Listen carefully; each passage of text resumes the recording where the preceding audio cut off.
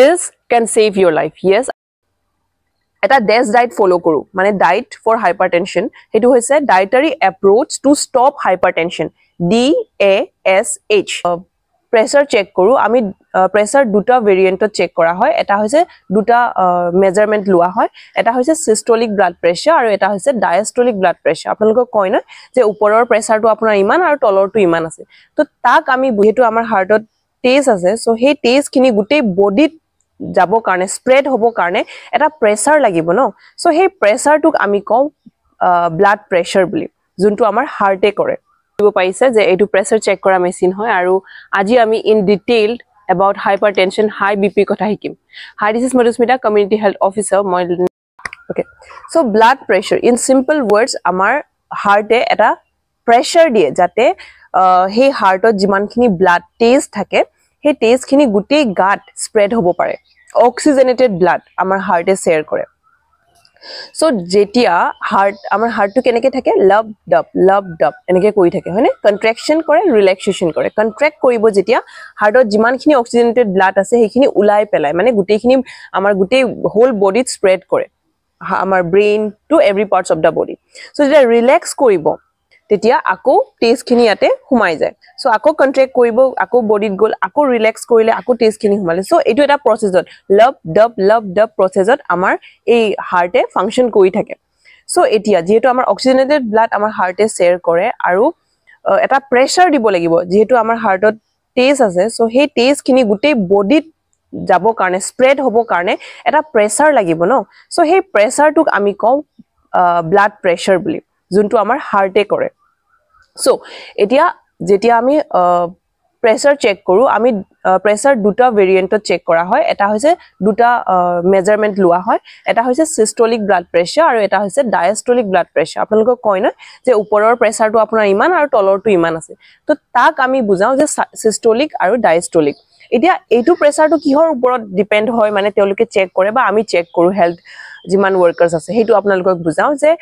systolic pressure মানে হৈছে যেতিয়া আপোনালোকৰ হাৰ্ট আমাৰ হাৰ্টটোৱে কি কৰিব যেতিয়া পাম্প কৰিব মানে কন্ট্ৰাক্ট কৰিব তেতিয়া আমাৰ হাৰ্টত যিমানখিনি টেজ জমা হৈছে সেইখিনি গুটেই গাত স্প্ৰেড কৰি দিয়ে উলাই যায় মানে হাৰ্টৰ পৰা উলাই ব্ৰেইন বা আদাৰ পাৰ্টস অফ দা বডিত স্প্ৰেড হৈ যায় তাৰ কাৰণে প্ৰেছাৰ লাগিব ন সো প্ৰেছাৰ যেতিয়া ব্লাডটো উলাই যাব আমাৰ হাৰ্টৰ পৰা সেই প্ৰেছাৰটোক আমি সিস্টোলিক প্ৰেছাৰ বুলি কওঁ ওপৰৰ প্ৰেছাৰটো আৰু যেতিয়া ৰিল্যাক্স হৈ যায় হাৰ্টটো এনেকে হৈ থাকে ন সো যেতিয়া ৰিল্যাক্স হ'ব আকো অক্সিজেনেটেড ব্লাড ইয়াতে ফিল হৈ যায় আৰু সেই ৰিল্যাক্স হোৱা টাইমটোক আমি কওঁ ডায়াস্টোলিক প্ৰেছাৰ সো সেই প্ৰেছাৰটো আমি তলৰ প্ৰেছাৰ বুলি আমি ধৰা হয় দ্যাট ইজ ডায়াস্টোলিক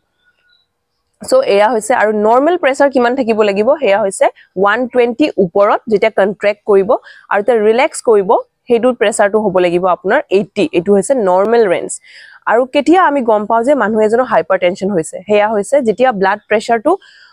140/90 হিমান বা তাতকে বেছি যেতিয়া হ'ব আমি তেতিয়া গম পাম যে এই মানুহজনৰ ব্লাড প্ৰেছাৰ মানে হাৰ্টটোৱে মানে বেছি প্ৰেছাৰ লগাব লগা হৈছে সেই ব্লাড খিনি গুটেই বডিত পঠিয়াবৰ কাৰণে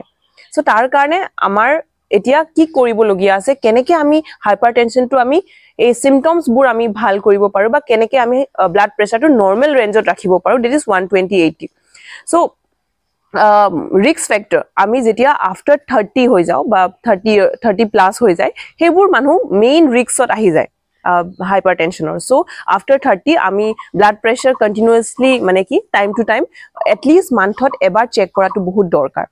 so আপোনালোকৰ নিজৰ গাঁওবোৰত হেলথ সেন্টাৰ থাকিব যেনেকে মই কাম কৰি আছো হেলথ সেন্টাৰবোৰত যত আমি মান্থলি মানুহক চেক কৰাও তেওঁলোকৰ প্ৰেছাৰবোৰ ন প্ৰেছাৰ সুগাৰ জি হৈ যাও so আপোনালোকক মই প্ৰেছাৰৰ কথাই কওঁ so মান্থলি চেক কৰোৱা হয় তো আপোনালোকে নিজৰ ওচৰৰ সেন্টাৰত যাওক আৰু মান্থলি এবাৰ চেক কৰোৱা আৰু হেলদি লাইফষ্টাইল এটা ফলো কৰিব ট্ৰাই কৰক সো এতিয়া হৈছে মানুহে কি কৰে যেতিয়া প্ৰেছাৰ ডিটেক্ট হোৱাৰ পিছত আমি ডাইৰেক্টলি মেডিকেশন ষ্টাৰ্ট কৰো বাট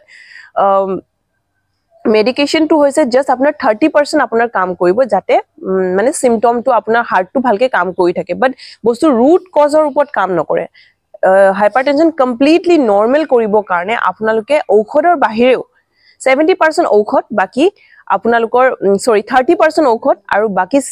আপোনাৰ 70% আপোনালোকৰ লাইফষ্টাইল চেঞ্জৰ ওপৰত প্ৰভাৱ পেলাব এই ব্লাড প্ৰেছাৰ সো 30% ঔষধ খালে আফটাৰ ডেট আপুনি কি কৰিব নিজৰ ঘৰত হেয়া হৈছে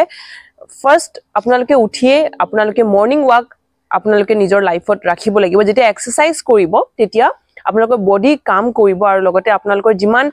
টক্সিন জমা হৈ আছে বা হাৰ্টে পাম্প কৰিব পৰা নাই সেইখিনি আপোনালোকক হেল্পফুল হ'ব আৰু তেনেকৈ আমি লাইফষ্টাইল চেঞ্জ কৰিব লাগিব আমি ময়দাৰ বস্তু চেনিৰ বস্তু যোনবিলাক কৈছো নিমখ সো যেতিয়া আমি হাইপাৰটেনশনৰ কথা কওঁ আমি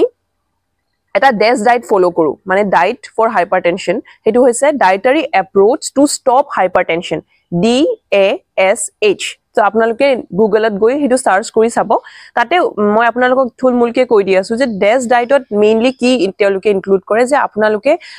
নিমখ জাতীয় মানে নিমখ বেছি খাব নালাগে নিমখটো ৰিডিউস কৰি আপোনালোকে খাব লাগিব আৰু যিমান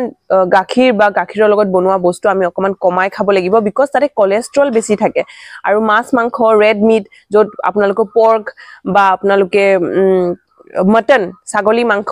বিফ এবোৰ ৰেড মিটত পৰে আৰু হেবোৰ অকমান কমাই দিব লাগিব যেহেতু এবোৰত মানে বেছি আমাৰ ব্লাড প্ৰেছাৰটো ইনক্ৰিজ কৰিব মানে এটা ৰিস্ক থাকি যায় আৰু হেয়া সো আমি কি খাব লাগে হেয়া হৈছে আপুনি গ্ৰীন লিফি ভেজিটেবলস আপোনালোকে খাব লাগে পানী যত জুন মানে খাদ্যত বেছি পানী পোৱা যায় যোনটো খাদ্য আপুনি চেপি চালে তাৰ পৰা ৰস ওলাব হেবিলাক হৈছে পানী ৰিচ মানে ফুড হয় ওয়াটাৰ ৰিচ ফুড হেবোৰ বেছিকে খাব আৰু যিমান পাৰে যদি 16 আৱাৰ ফাস্টিং 16 আৱাৰ ফাস্টিং যোনটো আপোনালোকক মই আগতেও কৈছো আগৰ ভিডিওবোৰত হেতু ফলো কৰিব পাৰে